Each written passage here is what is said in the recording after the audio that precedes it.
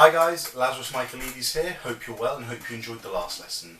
Today I'm going to be talking about 7th chords and arpeggios. A 7th chord is a chord that consists of a triad plus an extra note, and that extra note forms an interval of a 7th from the root. So creating a 7th chord would include the root, the 3rd, the 5th with the triad plus a 7th on top. Today I'm going to talk you through four of the main 7 chords and arpeggios. I'm going to show you how to construct them, how to play them, and then I'm going to show you them in the context of a jazz standard. There are two ways of talking about these 7ths.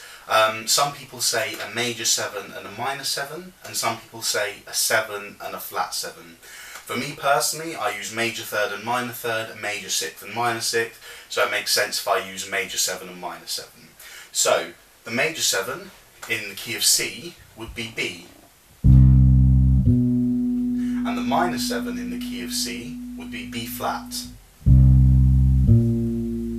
The same principle applies to the people who say it the other way. The 7 of C would be B, and the flat 7 of C would be B flat.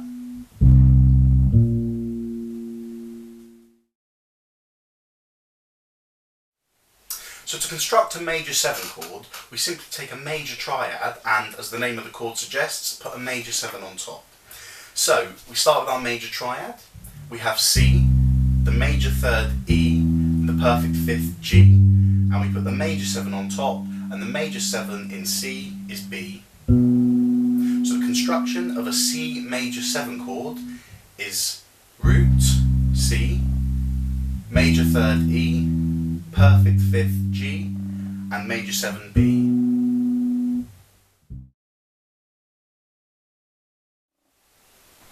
Now let's construct a dominant 7th, or also known as a 7 chord. Now for this we'll take a major triad again, but instead of using a major 7 we use a minor 7. So in the key of G we have the major triad, which is root G, major 3rd B, perfect 5th D, but instead of putting the major 7 F sharp like we would do for a major 7 chord, we put the minor 7 F. So the construction of a dominant 7th or 7th chord is root G, major 3rd B, perfect 5th D, and minor 7 F.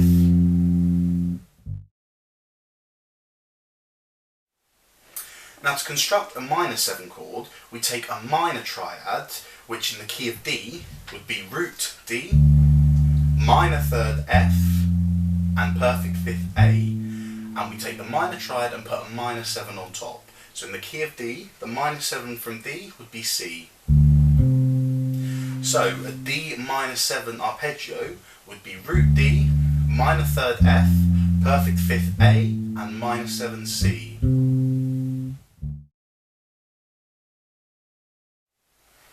And our final chord that we're going to construct today is a minor 7 flat 5, which can also be known as a half diminished chord.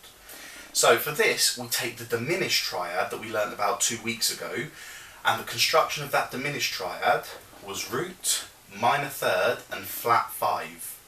So in the key of A, we have A, minor 3rd C, flat 5 E flat, and we take the diminished triad and put a minor 7 on top, which in the key of A would be G.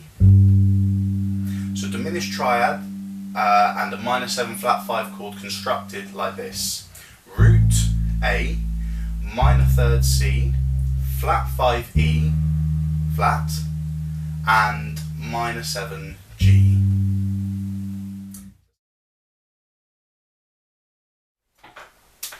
So those are the 4 chords and arpeggios that we've learnt today. I've picked those 4 chords because I think, from my experience, they're the ones I've seen a lot of, and they're the ones used most in a lot of jazz standards. There are loads of other 7 chords that are used, just as much. Some writers and composers may use the others more, but these are the ones that I come across and see a lot. If you look on the screen right now, you'll see that there are plenty of different ways to actually write and label these chords. Just take a look on the list there and you see, there's a couple of different ways for each of them of how to write them if you see them on the chord chart. So what I'm going to do now is I've picked a jazz standard called A Foggy Day by George Gershwin, and it actually contains all 4 of the chords and arpeggios that we've used today. So what we're going to do is we're just going to play through the first 8 bars of that track using the 4 chords we've learned, just starting and playing them in root position. So I'll demonstrate and talk you through it now.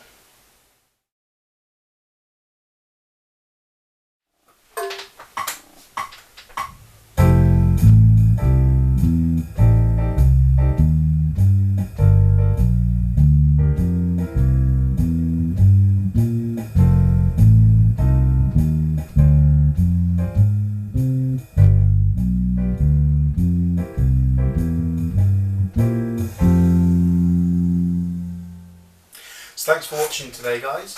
Hope you found it really helpful. These 4 chords are essential to jazz harmony because you'll see them come up everywhere. I mean, just off the top of my head, Donna Lee by Miles Davis uses a lot of them, Stella by Starlight by Victor Young, and Autumn Leaves by Joseph Cosmo all use loads of them. There are hundreds and hundreds of jazz standards. Go out and buy the real book. And have a look through them, and you'll see them everywhere, which is why I felt it was really important to do them today. But by all means, guys, go and find the rest of the Foggy Day chart and play through it using these chords. And when you see the chord, play the intervals now that we know them, play the arpeggio, make your own walking bass lines, but make sure you use these chords and use the constructions that I've given you. Been a great lesson, guys. Thanks for watching. I've been Lazarus Michaelides. If you have any questions or need to contact me, my details are on the second picture at the start and the last picture. Feel free to get in contact, say hi, ask me questions, or suggest a topic for the next lesson. Thanks, guys. See you next week.